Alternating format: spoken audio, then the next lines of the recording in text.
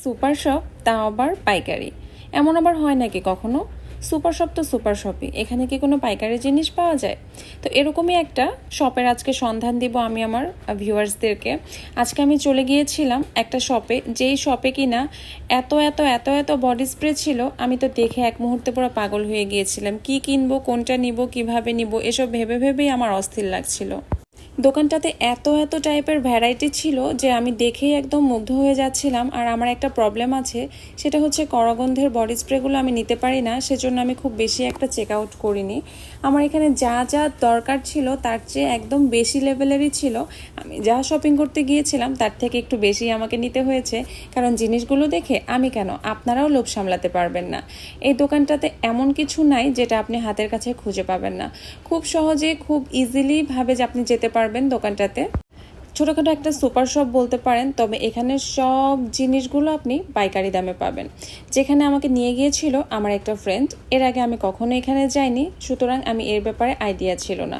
আমি ওই দিন গিয়ে নিজেই পুরো অবাক হয়ে গেলাম, আর ভাবলাম যে কেন না আমি আমার ভিউয়ার্সদের সাথে ব্যাপারগুলো শেয়ার করি।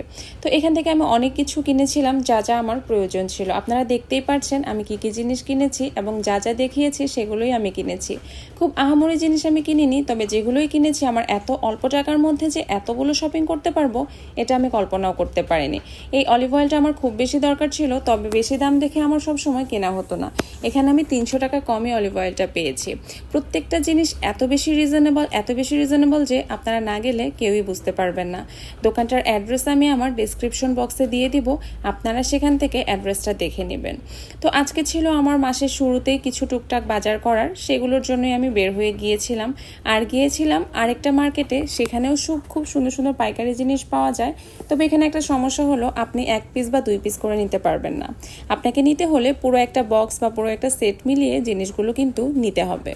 আপনি যেটা করতে পারেন, কোনো কিছু যদি আপনার খুব বেশি প্রয়োজন হয় তখন আপনি একবারে নিয়ে ফেলতে পারেন, সারা বছর কিন্তু আপনার কোনো কিছু কেনার ঝামেলাটা থাকবে না।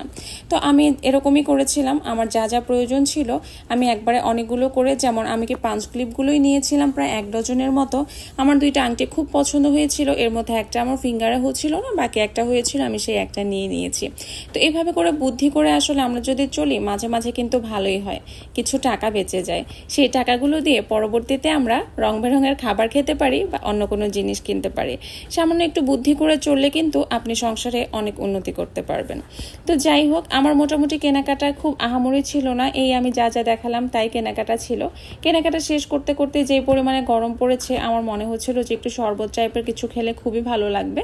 তো রাস্তায় দাঁড়িয়ে খুঁজছিলাম যে কোথায় গিয়ে বসবো, কোথায় গিয়ে খাবো বা এরকম কিছু। তখন হঠাৎ করেই চোখে পড়লো এক মামা খুব সুন্দর করে ফ্রুটস মানে শরবত বানাচ্ছে। মানে ওনার শরবতের ভ্যারাইটি ছিল শরবতের মধ্যে। তো আমার কাছে এই পিঙ্ক কালার শরবতটা খুব বেশি পছন্দ হয়েছিল, দেখতেও লোভনীয় মনে হচ্ছিল। টেস্ট করে দেখলাম যে মাশাল্লাহ, 20 টাকায় যে এত ভালো শরবত পাওয়া যাবে এটা আমি ভাবতেও পারিনি। তো ফলের আড়তগুলোর সামনে দিয়ে আমি অ্যাকোরিয়ামের দোকানে যাচ্ছিলাম, তবে আজকে আমার মাছ টাছ কেনা হয়নি। এই আইসক্রিমটা আমি আজকেই ফার্স্ট খেয়েছি, খুব বেশি ইয়াম্মি ছিল, খুবই মজা ছিল। এই ছিল আজকে আমার খাওয়া দাওয়ার কেনাকাটা। সবাই ভালো থাকবেন, সুস্থ থাকবেন, আমার জন্য সবাই দোয়া করবেন। আসসালামু আলাইকুম।